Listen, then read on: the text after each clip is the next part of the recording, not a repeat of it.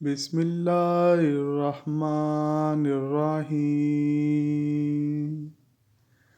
ناظرین گرامی، جب ایران کے بادشاہ نے حضور اکرم صلی اللہ علیہ وآلہ وسلم کو گرفتار کرنا چاہا تو اس کے ساتھ کیا ہوا، یہ جاننے کے لیے اس ویڈیو کو آخر تک ضرور دیکھیے گا۔ حضور صلی اللہ علیہ وآلہ وسلم نے دنیا بھر کے بڑے بڑے بادشاہوں کے پاس اپنے خطوط پہنچانے کے لیے 6 صحابہ کرام کو طلب فرمایا۔ ان میں سے ایک حضرت عبداللہ بن حذیفہ رضی اللہ تعالی عنہ بھی تھے۔ انہیں بادشاہ ایران کسریٰ کے یہاں رسول اکرم صلی اللہ علیہ وآلہ وسلم کا پیغام پہنچانے کے لیے منتخب کیا گیا۔ حضرت عبداللہ بن حذیفہ رضی اللہ تعالیٰ عنہ نے اپنی اونٹنی کو سواری کے لیے تیار کیا، بیوی بچوں سے رخصت ہوئے اور اکیلے ہی اپنی منزل مقصود کی طرف چل پڑے۔ وہ راستے کے نشیب و فراز کو طے کرتے اور سفر کی تکلیفوں کو برداشت کرتے ہوئے ایران پہنچے تو درباریوں سے کسریٰ کے ساتھ ملاقات کی خواہش کا اظہار کیا اور ان کو اس خط سے بھی آگاہ کر دیا جسے وہ بادشاہ کے لیے لے کر آئے تھے۔ کسریٰ کو اس کی خبر ہوئی تو اس نے اپنے دربار کو خوب اچھی طرح سجانے کا حکم دیا اور اپنے تمام بڑے بڑے افسروں کو دربار میں حاضری کی ہدایت کی۔ ساری تیاریاں مکمل ہو گئیں تو اس نے حضرت عبداللہ بن حذیفہ رضی اللہ تعالی عنہ کو دربار میں طلب کیا۔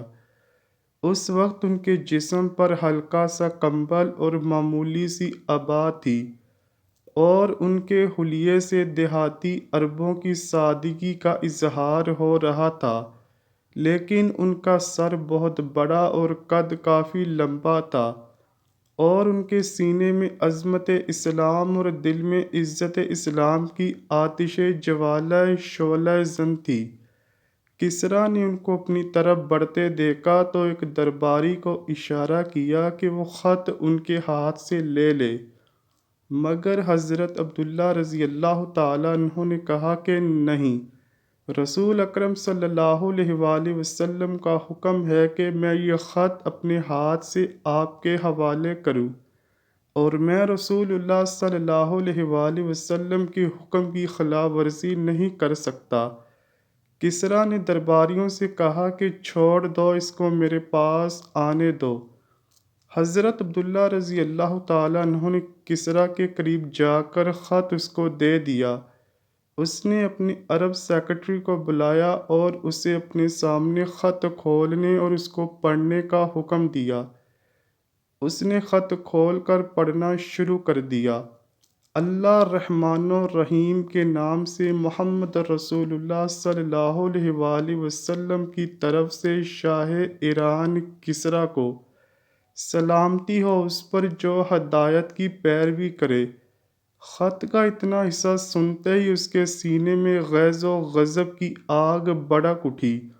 اس کا چہرہ غصے سے لال ہو گیا اور گردن کی رگیں تن گئیں، کیونکہ حضور اکرم صلی اللہ علیہ وآلہ وسلم نے خط کا آغاز اپنے نام سے کیا تھا۔ اس نے سیکرٹری کے ہاتھ سے خط جھپٹ لیا اور اس خط کو پڑھے بغیر اسے پرزہ پرزہ کرتے چیخ اٹھا، میرا غلام اور مجھے اس طرح خط لکھ رہا ہے۔ پھر اس نے حضرت عبداللہ بن حذیفہ رضی اللہ تعالیٰ عنہ کو دربار سے نکال باہر کرنے کا حکم دیا، چنانچہ وہاں سے نکال دیے گئے۔ حضرت عبداللہ رضی اللہ تعالیٰ عنہ دربار سے نکلے تو انہیں کچھ پتہ نہیں تھا کہ اب اللہ تعالیٰ ان کے ساتھ کیا معاملہ کرنے والا ہے، وہ قتل کر دیے جائیں گے یا انہیں آزاد چھوڑ دیا جائے گا۔ لیکن پھر انہوں نے اپنے دل میں کہا، اللہ کی قسم، رسول اللہ صلی اللہ علیہ وآلہ وسلم کا خط پہنچانے کے بعد اب میرا جو بھی حشر ہو، مجھے اس کی قطعی کوئی پرواہ نہیں۔ ادھر جب کسریٰ کا غصہ ٹھنڈا ہوا تو اس نے حضرت عبداللہ رضی اللہ تعالیٰ عنہ کو دوبارہ اپنے سامنے پیش کیے جانے کا حکم دیا، لیکن وہ نہیں ملے۔ اس کے آدمیوں نے بہت تلاش کیا مگر ان کا کوئی سراغ نہ ملا۔ ان لوگوں نے جزیرہ عرب تک جانے والے تمام راستوں کو چھان مارا مگر وہ ان کے ہاتھ سے نکل چکے تھے۔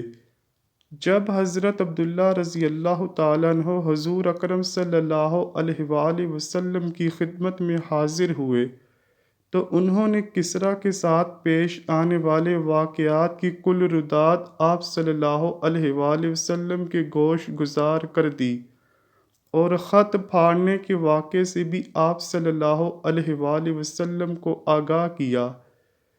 ان کی مکمل رداد سن کر حضور صلی اللہ علیہ وآلہ وسلم نے صرف اتنا فرمایا، اللہ تعالیٰ اس کی سلطنت کو پارا پارا کر دے۔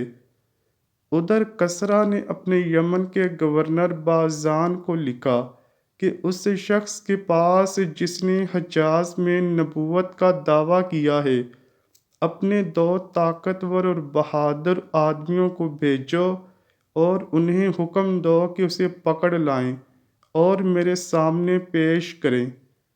حکم کے مطابق باذان نے اپنے 2 بہترین آدمی حضور صلی اللہ علیہ وآلہ وسلم کی طرف روانہ کیے اور ان دونوں کے ہاتھ آپ صلی اللہ علیہ وآلہ وسلم کو ایک خط بھی بھیجا جس میں اس نے لکھا کہ آپ بلا تاخیر ان کے ساتھ کسریٰ کے سامنے پیش ہونے کے لیے چلے آئیں۔ وہ دونوں تیز رفتاری کے ساتھ مراحل سفر طے کرتے ہوئے طائف پہنچے۔ وہاں ان کی ملاقات قریش کے ایک تجارتی قافلے سے ہوئی۔ ان سے حضور صلی اللہ علیہ وآلہ وسلم سے متعلق دریافت کیا تو معلوم ہوا کہ آپ صلی اللہ علیہ وآلہ وسلم مدینہ منورہ میں ہیں۔ ان دونوں نے مدینہ منورہ کا رخ کیا۔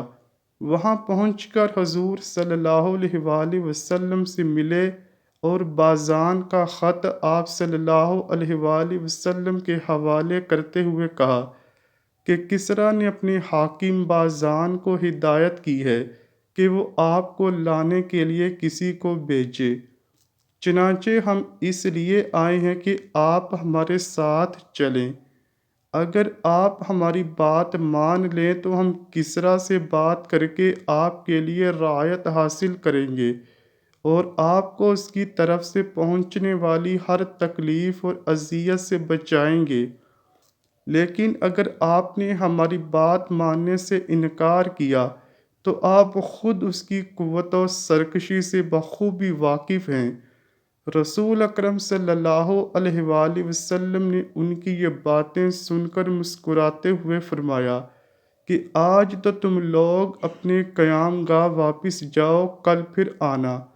جب دوسرے دن وہ دونوں بارگاہ رسالت صلی اللہ علیہ وآلہ وسلم میں حاضر ہوئے اور پوچھا کہ کیا آپ ہمارے ساتھ چلنے اور کسریٰ سے ملنے کے لیے تیار ہیں، تو آپ صلی اللہ علیہ وآلہ وسلم نے جواب دیا کہ آج کے بعد تم کسریٰ سے نہیں مل سکو گے۔